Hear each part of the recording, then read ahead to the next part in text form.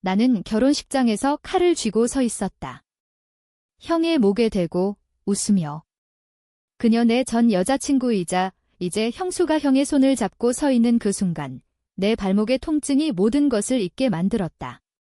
오빠, 사랑해라는 그녀의 속삭임이 들려왔지만 나는 이미 그 말을 수백 번 저주하며 갈고 닦은 복수를 시작했다. 그날 아침, 나는 거울 앞에서 내 다리를 내려다보았다. 절름거리는 발목은 여전히 생생한 흉터로 물들어 있었고 그 흉터는 세상의 모든 배신을 상기시켜 주었다. 하지만 오늘 이 결혼식에서 나는 그 흉터를 무기로 삼을 터였다. 형은 모를 거다. 그녀도. 그들은 내가 그냥 불쌍한 동생일 뿐이라고 생각하니까. 서울의 한적한 교회, 봄비가 내리던 그날부터 모든 게 시작되었다. 나는 대학 시절 형인 민준 오빠와 가장 가까운 친구인 태호와 함께 지냈다. 우리는 셋이서 불패 삼총사라고 불릴 만큼 끈끈했다. 민준 오빠는 항상 나를 지켜주었고 태호는 내 가장 믿음직한 조력자였다. 그리고 지은 그녀는 내 인생의 빛이었다. 우리는 고등학교 때부터 사귀었고 대학에 들어서면서 꿈을 공유했다. 준호야, 우리는 영원히 함께할 거야 라고 그녀는 속삭이곤 했다. 그 말은 내 가슴에 새겨진 문신처럼 느껴졌다. 하지만 현실은 잔인했다.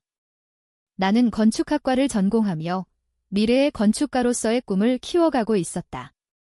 태호는 법학과, 민준 오빠는 사업을 준비 중이었다. 우리는 자주 모여 맥주를 마시며 미래를 이야기했다. 준호, 내가 설계한 건물에 우리 셋이 사는 아파트 만들자라고 태호가 웃으며 말했다. 민준 오빠는 고개를 끄덕이며 그래, 가족처럼 지라고 덧붙였다. 그때 지은은 항상 내 옆에 앉아 손을 잡아주었다. 그녀의 미소는 내 피로를 녹여주었다. 그러나 그해 여름, 모든 게 무너지기 시작했다. 나는 인턴십으로 지방에 내려갔고 그 기간 동안 지은과 태호가 이상하게 변했다. 전화통화에서 그녀의 목소리가 멀어지는 느낌이 들었지만 나는 피곤함 탓이라고 치부했다. 바빠서 그래, 미안해 라는 그녀의 변명에 나는 용서했다. 태호의 메시지도 뜸해졌지만 시험 준비 중이야 라는 말에 고개를 끄덕였다. 돌아온 날, 나는 서울의 우리 아파트로 향했다. 문을 열자마자 공기가 무거웠다. 침대 위에 흩어진 옷가지들, 그리고 익숙한 향수 냄새. 나는 믿을 수 없었다. 지은과 태호가 내 침대에서. 그들은 나를 보자마자 얼어붙었다. 준호야, 이건 지은이 더듬거리며 일어났다. 태호는 바지를 추스르며 미안, 오빠. 아니, 준호라고 중얼거렸다. 나는 그 자리에 주저앉았다. 세상이 무너지는 소리가 들렸다. 왜 나한테 내 목소리는 떨렸다. 지은은 눈물을 흘리며 태호가 나를 더 이해해줘. 너는 항상 일만 해라고 말했다. 태호는 고개를 숙인 채 부리가 먼저 만났어. 내가 모르는 사이에 라고 변명했다. 그 순간 나는 알았다. 그들은 오래전부터 나를 배신했다. 내 가장 가까운 친구와 연인. 나는 그날 밤 집을 나섰다. 비가 쏟아지는 거리를 헤매며 울었다. 민준 오빠에게 전화를 걸었다. 오빠, 나의 다 끝났어. 오빠는 달려와 나를 안아주었다. 준호야, 괜찮아. 오빠가 곁에 있어. 오빠의 말은 위로가 되었지만 나는 알지 못했다. 그 위로 뒤에 숨겨진 또 다른 배신을.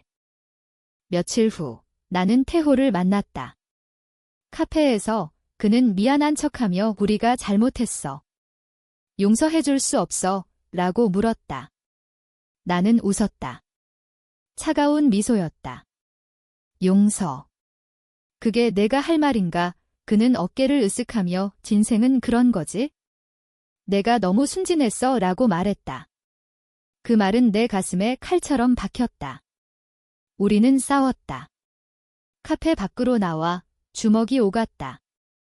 태호는 나보다 컸고 나는 금세 바닥에 쓰러졌다. 그리고 그 순간 태호의 발이 내 발목을 밟았다.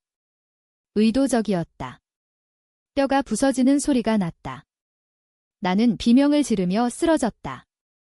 이 새끼야, 태호가 소리쳤지만 그의 눈에는 후회가 없었다. 그는 그냥 도망쳤다. 지은은 병원에 오지도 않았다. 민준 오빠만이 나를 데리고 병원에 갔다.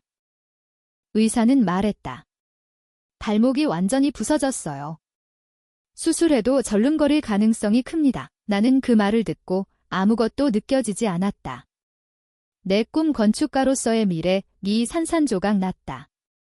다리는 영원히 나를 배신할 터였다. 하지만 그보다 더 아팠던 건 마음의 상처였다. 집으로 돌아온 후 나는 방에 틀어박혔다. 민준 오빠는 매일 와서 밥을 가져다 주었다. 준호야, 포기하지 마. 오빠가 도와줄게. 오빠의 말은 따뜻했지만 나는 점점 의심하기 시작했다. 왜 지은의 이름이 오빠의 핸드폰에 자주 뜨는 걸까? 왜 오빠가 태호와 통화하는 걸 들었을까? 어느 날 밤, 나는 오빠의 방을 몰래 뒤졌다. 컴퓨터에 저장된 사진들 지은과 태호, 그리고 오빠. 그들은 셋이서 웃고 있었다. 날짜는 내 인턴십 기간. 그들은 나 몰래 모임을 가졌다. 더 끔찍한 건 지은의 메시지였다. 오빠, 준호는 모르게 해줘. 태호랑 나 이제 끝났어. 오빠랑 시작하고 싶어. 나는 충격으로 숨이 막혔다. 민준 오빠도 배신자였다. 내 형, 내 보호자. 그는 지은을 원했다. 태호와 지은의 관계는 오빠의 계획 속 일부였다. 오빠는 태호에게 돈을 주고 나를 멀리하게 만들었다. 그 발목 밟힘도 우연이 아니었다. 태호가 오빠의 지시를 받은 거였다. 그날 나는 울지 않았다. 대신 계획을 세우기 시작했다. 복수. 공정하고 잔인한 복수. 내 다리의 고통만큼 그들의 삶을 파괴할 터였다. 그리고 그 시작은 오빠의 결혼식에서였다. 지은과 오빠의 결혼식. 시간이 흘렀다. 2년 나는 재활을 하며 절름거림을 숨기려 애썼다.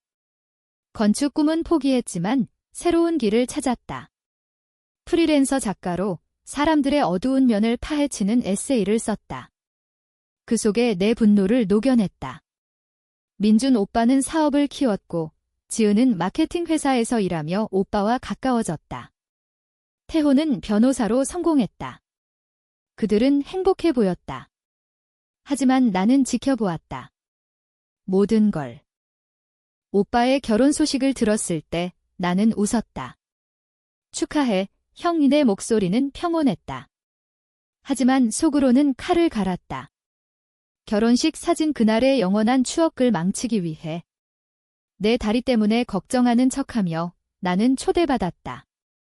준호야, 내가 절름거리면 사진이 오빠가 걱정스레 말했다. 나는 고개를 끄덕였다. 걱정 마, 형. 나는 괜찮아. 계획이 있으니까.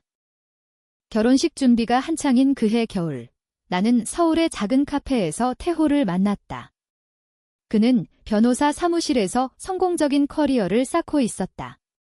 세련된 슈트 차림으로 나타난 그는 나를 보자마자 미소를 지었다. 준호, 오랜만이야. 이제 괜찮아. 그의 목소리는 부드러웠지만 눈빛에는 여전한 우월감이 스며 있었다. 나는 절름거리며 자리에 앉았다. 발목의 통증이 다시 올라왔지만 나는 이를 악물었다. 태호야, 너는?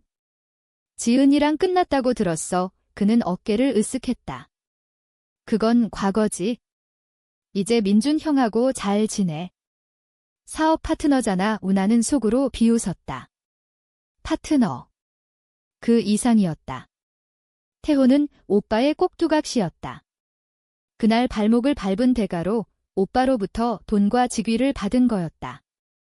기억나. 그날 내가 내 발을 밟았을 때 나는 직설적으로 말했다. 태호의 미소가 굳었다. 그건 실수였어.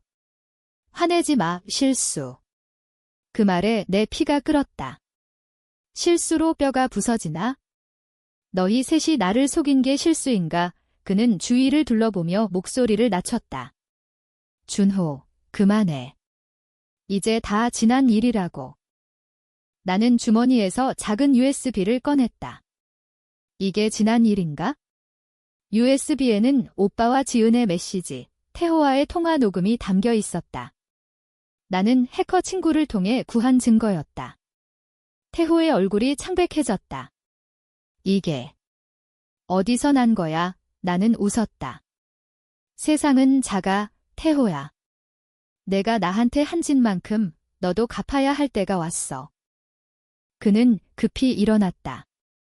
위협하지 마. 법적으로 문제될 수 있어. 나는 고개를 저었다.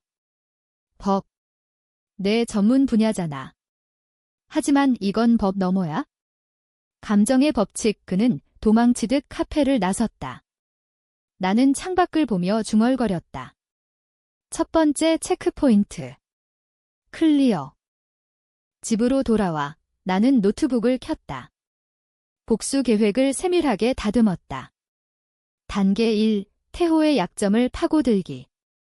그는 오빠의 사업에 투자한 돈이 많았다. 나는 익명으로 그 투자 내역을 유출할 준비를 했다. 세금 회피, 불법 로비 오빠의 사업 비리와 연결된 증거였다. 태호가 무너지면 오빠도 흔들릴 터였다. 지은에 대한 부분은 더 섬세했다. 그녀는 이제 마케팅 디렉터로 승진했다. 하지만 과거 태호와의 불륜 사진, 그리고 오빠와의 미래 영상기 그녀의 경력을 끝장낼 수 있었다. 나는 그녀의 회사 서버에 접근할 방법을 찾았다. 재활센터에서 만난 IT 전문가, 상민이 도와주었다. 준호 형, 왜 이런 걸? 그는 물었지만 나는 대답 대신 돈을 건넸다. 개인적인 일이다. 부탁해. 민준 오빠와의 만남은 가장 고통스러웠다. 결혼식 3개월 전 오빠는 나를 집으로 불렀다. 준호야, 내가 베스트맨 해줄래?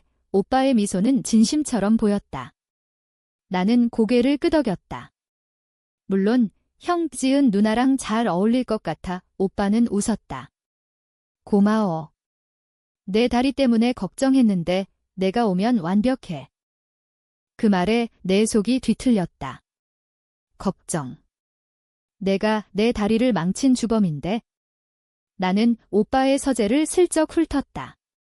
책장 뒤에 숨겨진 서랍 결혼준비 사진들이었다. 지은의 미소, 오빠의 포옹. 그 속에 내 그림자조차 없었다. 나는 사진 한 장을 훔쳤다. 디지털 복사본으로 나중에 조작할 용도였다. 밤이 깊어지자 나는 창가에 앉아 발목을 문질렀다. 통증은 여전했다. 매일 아침 거울을 볼 때마다 그날을 떠올렸다. 병원 침대에서 깨어났을 때 의사가 평생 절름거릴 수 있어요 라고 했던 그 순간. 내 꿈은 사라졌고 친구는 배신자였으며 가족은 적이 되었다. 하지만 그 고통이 나를 강하게 만들었다. 준호야, 너는 이겨낼 수 있어. 나는 스스로를 다독였다. 태호로부터 메시지가 왔다. 만나서 이야기하자. 그 USB 돌려줘. 나는 답했다. 결혼식 날 보자. 그는 알았을 터였다. 이게 끝이 아니라는 걸? 결혼식 한 달 전 지은이 나를 찾아왔다. 그녀는 화려한 드레스를 입고 여전한 미모로 서 있었다. 준호 오빠, 오랜만이야. 민준 오빠가 걱정하네. 내 다리. 그녀의 눈빛은 연민처럼 보였지만 나는 알았다. 가짜였다. 누나, 축하해. 형이랑 행복할 거야. 나는 미소를 지었다. 그녀는 주저하며 말했다. 과거 일, 미안해. 태호랑은 실수였어, 실수. 또 그 단어. 나는 웃음을 터뜨렸다. 실수로 내 삶을 망치나? 누나, 너희가 나한테 한 짓 잊지 않았어. 그녀의 얼굴이 굳었다. 위협하지 마. 이제 민준 오빠랑 새삼이야. 나는 고개를 끄덕였다. 맞아. 새 삶, 하지만 내 삶도 새로워질 거야. 내 덕분에. 그녀가 가고 나서 나는 눈물을 흘렸다. 아직도 아팠다. 그녀를 사랑했던 그 감정, 배신당한 후의 공허. 하지만 눈물은 연료였다. 복수의 불꽃을 키웠다. 계획의 두 번째 단계, 결혼식 당일, 사진 촬영 중에 모든 게 드러나게 만들기. 나는 포토그래퍼를 매수했다. 특별한 효과를 넣어줘. 게스트들이 놀랄만한 그는 돈을 받고 고개를 끄덕였다. 이제 기다릴 일만 남았다. 결혼식 일주일 전 서울의 눈보라가 거세게 몰아쳤다. 나는 재활센터에서 상민과 만나 계획을 최종 점검했다. 형, 이거 진짜 할 거야? 민준 형수님까지 상민의 눈에는 동정심이 스쳤다. 나는 발목을 문지르며 대답했다. 그녀는 선택했어. 나 대신 형을 택했으니까. 공정한 대가야. 상민은 USB를 건넸다. 지은 누나 회사 서버에서 뽑았어. 불륜 사진, 민준 오빠 메시지, 태호 변호사 사무실 로비 기록. 다 여기 있어. 나는 그것을 받아들며 가슴이 철렁했다. 화면에 뜬 사진 지은과 태호의 키스, 오빠의 그림자. 좋아. 이제 태호부터 무너뜨리자. 익명 계정으로 나는 태호의 회사에 자료를 보냈다. 귀하의 변호사, 불법 로비 의혹, 첨부된 증거는 오빠의 사업 비리와 연결되었다. 다음 날 뉴스가 터졌다. 유명 로펌, 세금 회피 스캔들, 태호의 이름이 헤드라인에 실렸다. 그는 패닉 상태로 나에게 전화했다. 준호, 내 GD지. 왜 이러는 거야? 나는 차분하게 말했다. 왜? 내가 내 발목을 밟았듯이 이제 내 차례야. 그는 울부짖었다. 미안해. 돈 줄게. 뭐든 해. 하지만 나는 끊었다. 태호는 무너지기 시작했다. 클라이언트가 이탈하고 사무실은 혼란에 빠졌다. 오빠에게도 연락이 갔을 터였다. 태호가. 왜 갑자기? 지은은 더 빨리 반응했다. 그녀의 회사에서 내부 감사 착수. 마케팅 디렉터 자리에서 밀려날 위기였다. 그녀는 오빠에게 전화하며 울었다고 나중에 알게 되었다. 민준아, 준호 오빠가. 우리 과거를, 오빠는 나를 의심하지 않았다. 아직은. 준호가? 그럴 리 없어. 걱정 마. 나는 오빠의 집에 갔다. 형, 결혼식 준비 어때? 오빠는 피곤한 얼굴로 웃었다. 태호 일 때문에 골치 아파. 그런데 내가 베스트맨으로 서는 거, 다리 괜찮을까? 나는 절름거리며 시범을 보였다. 봐, 형 사진 망치지 않을게. 약속해. 오빠는 안도했다. 고마워, 준호야. 그날 밤 나는 꿈을 꾸었다. 발목이 부서지는 그 순간, 태호의 웃음소리, 지은의 차가운 시선, 오빠의 배신. 깨어나서 나는 일기를 썼다. 오늘은 태호의 눈물이 흘렀다. 내 눈물의 대가. 하지만 속으로는 갈등했다. 정말 이게 옳은가? 형제애는 어디로 갔나? 그러나 분노가 이겼다. 그들은 가족이 아니야. 적이야. 결혼식 전날 파티가 열렸다. 가족과 친구들 모인 자리. 나는 구석에 앉아 지켜보았다. 지은은 아름다웠다. 하얀 드레스, 완벽한 미소. 오빠는 그녀를 안으며 행복해 보였다. 태호는 초췌한 얼굴로 나타났다. 그는 나를 피했다. 준호, 그는 중얼거렸다. 나는 속삭였다. 내일 봐, 재미있을 거야. 파티 중 나는 오빠를 데리고 테라스로 나갔다. 형, 솔직히 말해. 지은 누나랑 언제부터? 오빠의 눈이 흔들렸다. 무슨 소리야? 준호야, 너. 나는 웃었다. 알아, 형애 다 알아. 내가 태호에게 지시한 거, 내 발목. 오빠는 부정했다. 미친 소리. 난 내 형이야. 하지만 그의 떨림이 진실을 말했다. 나는 돌아섰다. 내일 모든 게 밝혀질 거야. 사진 속의 오빠는 나를 붙잡았다. 준호, 제발. 가족이잖아, 가족. 그 말에 내 가슴이 찢어졌다. 가족은 배신하지 않아, 형. 집으로 돌아와 나는 무릎 꿇고 울었다. 후회. 아니, 결의였다. 내 다리의 고통이 이 복수를 정당화했다. 이제 고조가 시작될 터였다. 결혼식 당일 서울의 고급 호텔 홀은 꽃으로 장식되어 빛났다. 나는 검은 턱시도를 입고 지팡이를 짚은 채 입장했다. 게스트들은 나를 보며 안타까운 시선을 보냈다. 준호 씨, 다리 아프지? 베스트맨 역할, 힘들겠다. 나는 미소로 답했다. 괜찮아요. 오늘은 특별하니까요. 지은은 신부실에서 나왔다. 그녀의 드레스는 눈부셨다.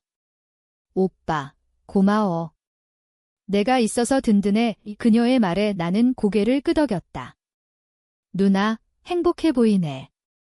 형이랑 영원히. 하지만 내 눈은 그녀의 목걸이를 노렸다.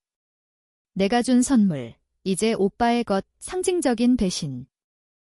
태호는 구석에 숨어 있었다. 그의 얼굴은 창백했다. 스캔들로 회사에서 해고 통보를 받았다. 그는 나에게 다가와 속삭였다. 제발, 오늘만은. 그 USB 삭제해. 나는 웃었다. 늦었어, 태호야. 사진 촬영 때 봐. 의식이 시작되었다. 오빠가 제단에 서고 지은이 걸어 들어왔다. 음악이 울리고 게스트들의 박수가 터졌다.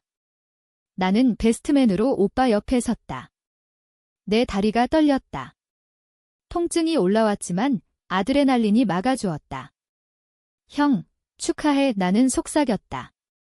오빠는 나를 보며 미소 지었다. 고마워, 준호. 선서 시간.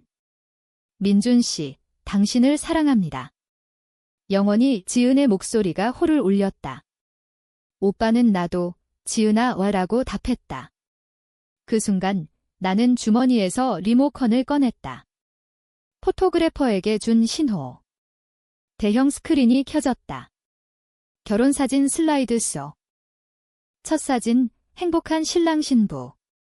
박수. 두 번째, 가족 사진. 세 번째. 갑자기 화면이 깜빡였다. 불륜 사진이 떠올랐다.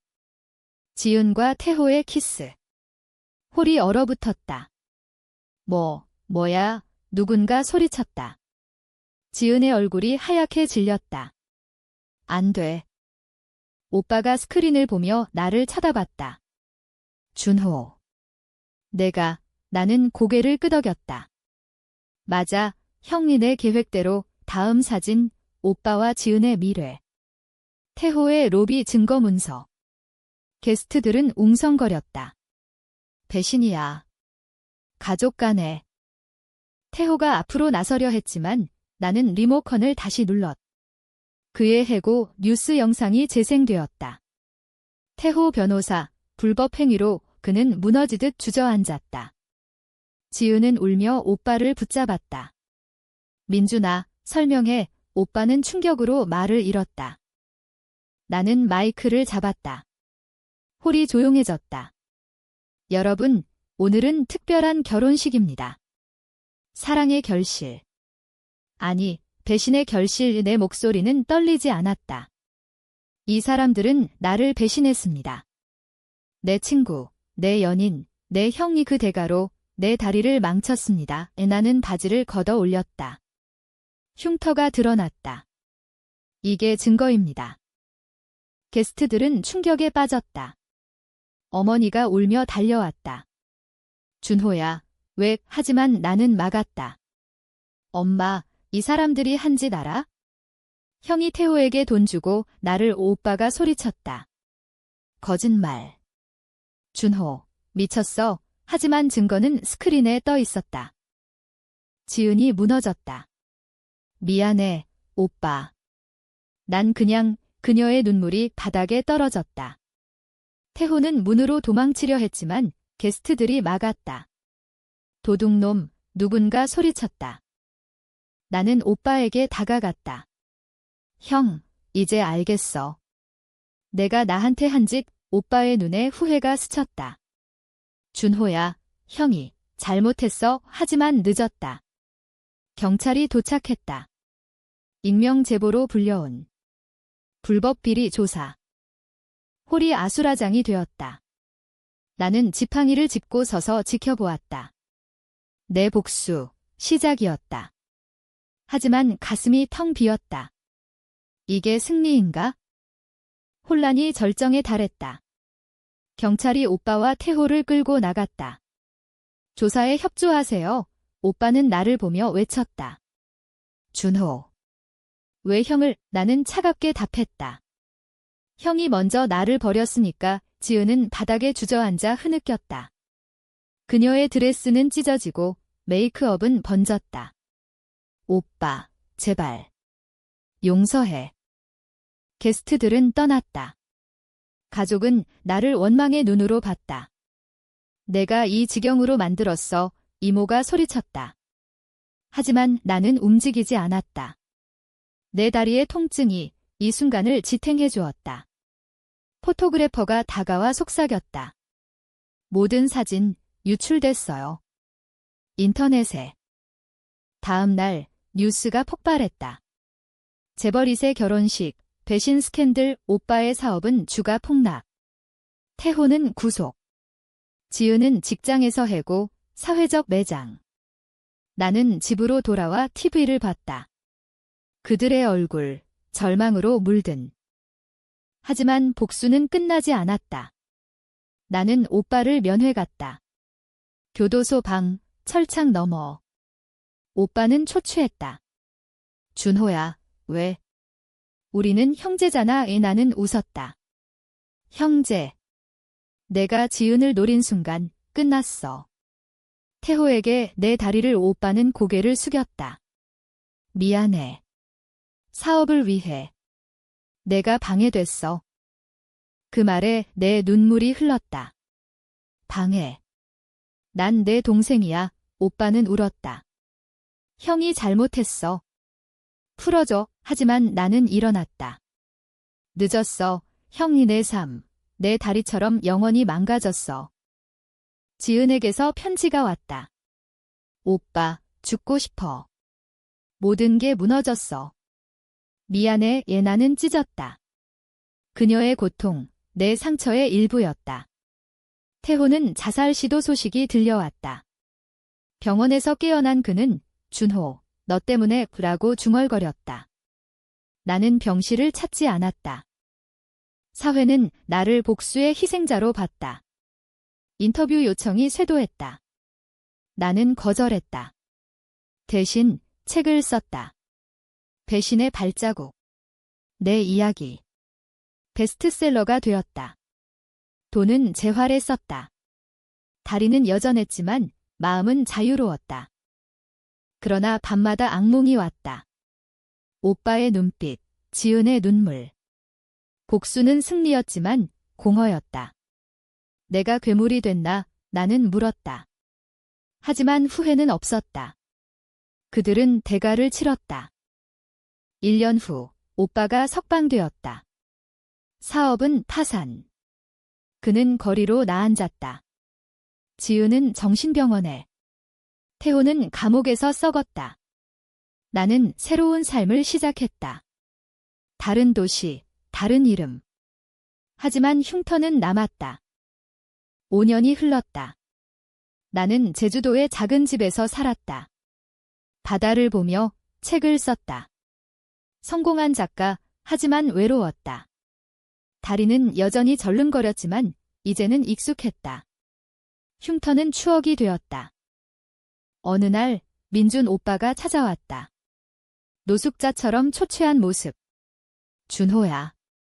형이 왔어. 나는 문을 열었다. 형, 왜? 그는 무릎 꿇었다.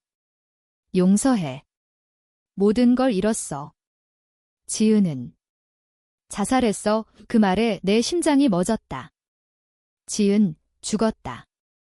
내 복수의 대가. 나는 오빠를 안아주었다. 형, 나도. 미안해. 우리는 울었다. 형제의 눈물. 오빠는 말했다. 내가 옳았어. 하지만 우리는 파괴됐어. 나는 고개를 끄덕였다.